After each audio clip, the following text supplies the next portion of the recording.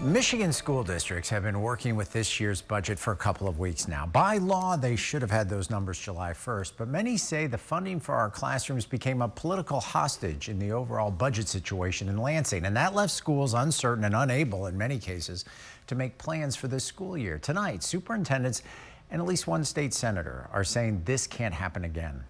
Yeah, there's no point crying over spilt milk, but let's make sure this doesn't happen again. The school aid budget signed this week, mid-October, when Michigan law requires that's done July 1st.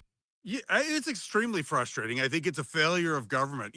Bottom line is we literally have one constitutional job in the legislature, and that's to do the budget and to do it on time. And it's a law that we get this budget done by July 1st. And we didn't do it. The fact they, lawmakers, didn't get the budget done left local superintendents watching the clock tick faster. As those months, those days, those weeks tick by, becomes for a very anxious summer because we don't know.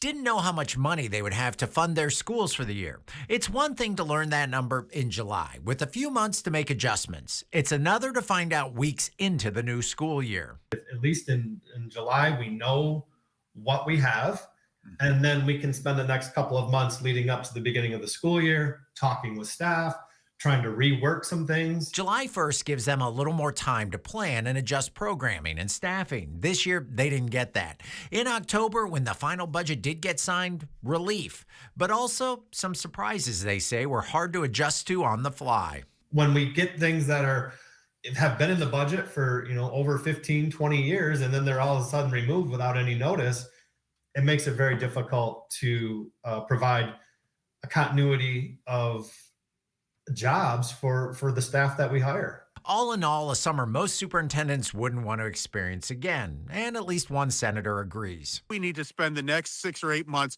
doing nothing but making sure this doesn't happen again. Agreeing on that, Senator Damoose has joined a handful of intermediate school districts in declaring lawmakers need to learn a lesson from this year's stalemate. People need to reach out. Everybody has a voice to just not let up on this drumbeat with every legislator just saying, look, guys, there are certain lines we can't cross. And one line we never want to see you cross again is missing that budget for our schools. They need to know by July 1st. They're calling for a budget next time on time, and one that leaves schools not having to react and adapt so quickly as to what's actually included in it. But as we look towards the next school year's budget, the 26-27 school year, we would just really want to work collaboratively with them.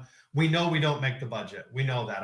We are not going to step out of our lane, but we certainly can help inform decisions that are made about the budget. In the meantime, a request from both of them to send a message to those who ultimately will decide if next year is in fact different. People do have a voice. I mean, we listen when our constituents reach out and say, this is what we expect from you. And so people need to be loud about that, and our schools need to be loud about it.